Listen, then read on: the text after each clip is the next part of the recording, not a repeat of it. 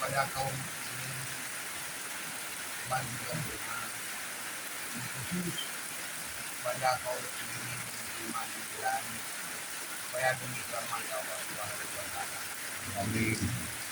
Sebagai Bapak menakhiran tapi ini adalah tapi yang bersada dari kata-kata yang baik. Ini dalam Quran karena dibaca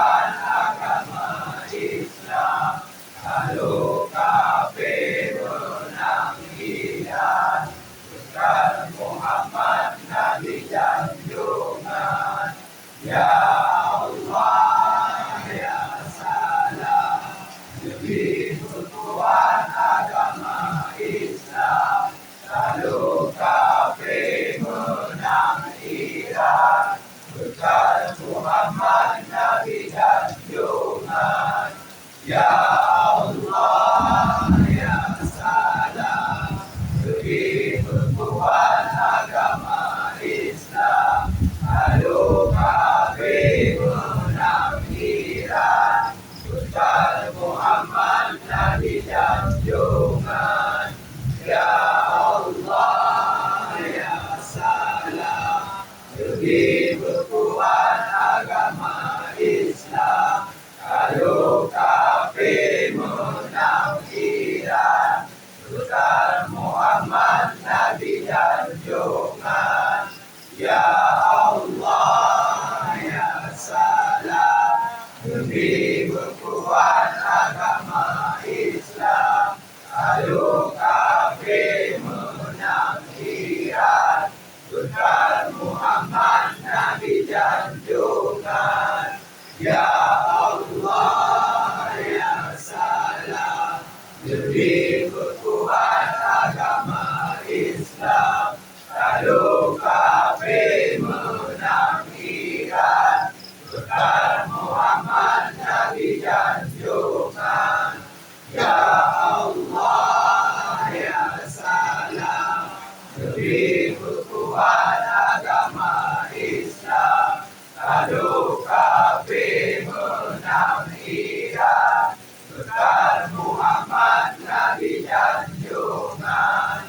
Ya Allah ya salam, demi Tuhan agama Islam, lalu kafir menang Iran, berkat Muhammad Nabi dan junjungan.